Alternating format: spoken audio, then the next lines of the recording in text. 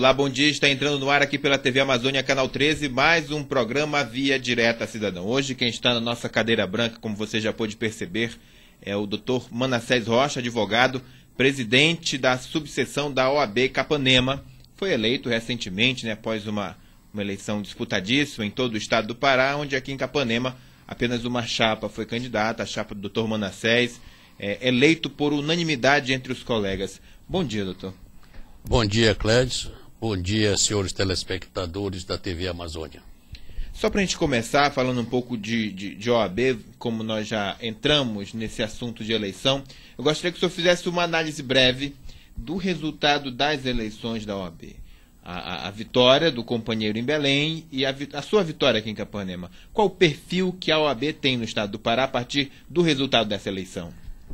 A OAB, nos últimos anos, ela vinha sendo comandada por um grupo que tinha como ícone o Dr. Afi Cavalcante Júnior.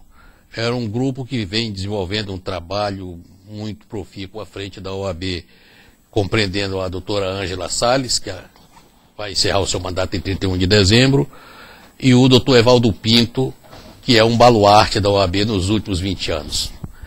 E desta vez, nós fizemos uma composição com aquela parte que era adversa a nós das últimas 3 eleições, e então elegemos o companheiro Jarbas Vasconcelos, que tenho certeza continuará o trabalho que o nosso grupo vem desenvolvendo. Jarbas Vasconcelos, a gente tem informações aqui de Capanema, que é muito chegado do governo do estado, talvez fosse até o candidato favorito da governadora Ana Júlia. Daqui a pouco a gente vai ter eleição também para a OAB em nível nacional. Existe assim, uma espécie de partidarismo da OAB, a partir dessa eleição. O governo está tomando de conta, o governo está chegando mais próximo da ordem, porque afinal de contas a Ordem dos Advogados é uma das últimas instituições bem apartidárias e independentes desse país. Existe esse partidarismo da OAB? Não, isso não existe. Na verdade, o Jarbas Vasconcelos é realmente muito ligado ao PT, é muito próximo da governadora, mas a OAB está muito acima das picuinhas partidárias. A OAB é uma instituição, hoje no Brasil, a mais acreditada de todo o Brasil. E, na verdade, só o companheiro Jarbas Vasconcelos, doutor Jarbas, não será dono da OAB.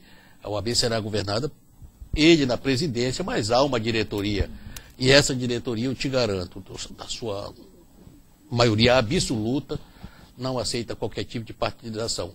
E não estou dizendo com isso que o doutor Jarbas Vasconcelos tem que partidarizar. Estou dizendo que a OAB vai continuar independente, trabalhando em prol da democracia e do Estado Democrático de Direito. Apesar, talvez, da vontade do presidente, existem membros dentro da OAB que não vão deixar que a OAB possa caminhar de acordo com cartilhas ideológicas de alguns partidos políticos no país, né?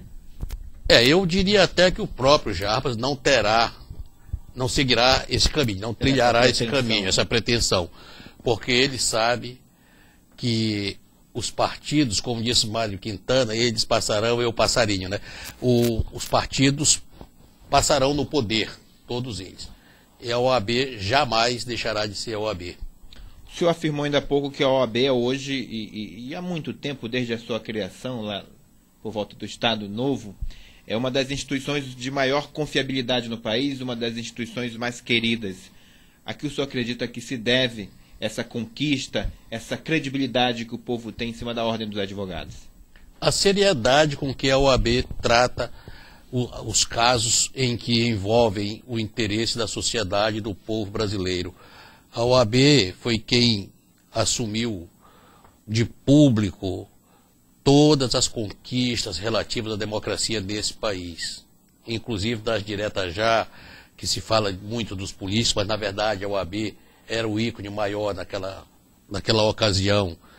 A OAB defende os direitos humanos, a OAB defende o Estado Democrático de Direito, a OAB é contra a candidatura de fichas sujas, a OAB é contra a PEC do calote. Então a OAB, durante toda a sua existência, nunca conseguimos ter um presidente que conseguisse desvirtuar isso, tirar a OAB do caminho da seriedade.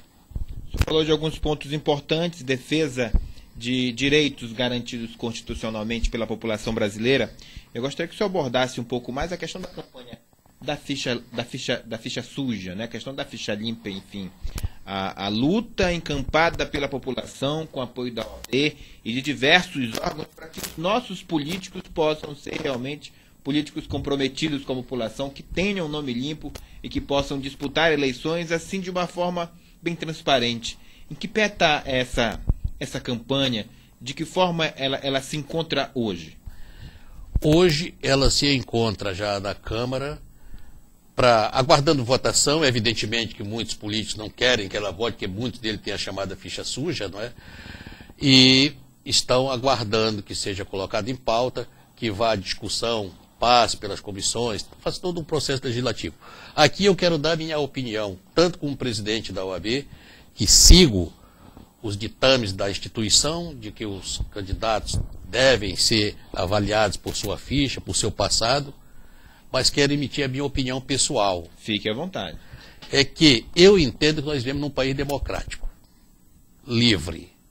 Então eu entendo que todo cidadão tem o direito de ser candidato desde que queira. E que ache um partido que não tenha dignidade nem decência e que lhe dê bandeira para que ele seja candidato. Se existe isso, ele pode ser. E se o povo entende que o marginal, que o desonesto, que o sujo é que deve ser o governante, não devemos ir contra a vontade do povo. Traduzindo em miúdo, eu entendo que no Brasil o político sujo existe porque o povo quer que ele exista. Ninguém é eleito só com o seu voto. O povo tem um governo que merece. Exatamente isso. O senhor acha, então, o senhor acabou de afirmar que é o povo responsável por essa seleção, né? O povo tem que fazer essa seleção nas urnas. A justiça ela tem que ficar de fora desse debate enfim, qual é o seu posicionamento? O senhor acabou de afirmar que o povo tem que fazer essa seleção. Então, o senhor acha que o projeto Ficha Limpa ele deve parar, ele não deve seguir adiante? O que o senhor acha em relação a isso? Não, eu acho que ele deve seguir adiante, deve prosseguir, porque entendo que o nosso povo não está preparado ainda para ter um voto considerado voto consciente. Entendo que quem deve fazer entendo que no momento, enquanto não se tenha a lei proibindo, quem deve fazer a seleção primeiro são os partidos políticos. Se os partidos são sérios, não podem admitir dentro da sua fileira candidatos que não o sejam. E depois disso, nós vamos ter o eleitor, que em última análise é quem deve selecionar. Até porque o eleitor sempre sabe a vida de todos os políticos. A gente sabe disso, numa cidade como a nossa, todo mundo fala da vida dos políticos, até e principalmente o que eles nem fazem, quanto mais o que fazem. Mas se continuam votando, é porque acham que os atos praticados pelos políticos não são dignos de que eles sejam afastados da política. Eu tocou em alguns pontos importantes, a questão do eleitor, né? E magistrados, promotores do país desenvolvem projetos voltados para os eleitores, como o projeto Eleitor do Futuro, voto consciente, enfim, o que é que está faltando para que o nosso eleitor crie essa consciência, para que o nosso eleitor selecione melhor os candidatos ali na hora de digitar o número deles? Esta resposta também eu vou te dar não na condição de presidente da UAB, mas na condição de advogado militante. Eu tenho 20 anos que atuo na área eleitoral. Os grandes males deste país se devem à geração que nós vivemos. A nossa geração de 50, 60 anos.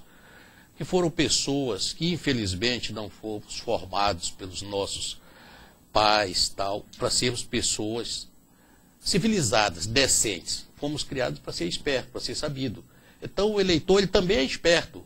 Ele, para votar, ele quer que o candidato dê a telha, ele quer que o candidato dê a gasolina do carro dele. E, evidentemente, que se o candidato desembolsa uma vultosa quantia de dinheiro para poder se eleger, ele vai ter que procurar meios, mesmo que escusos, para recuperar aquilo que foi gasto.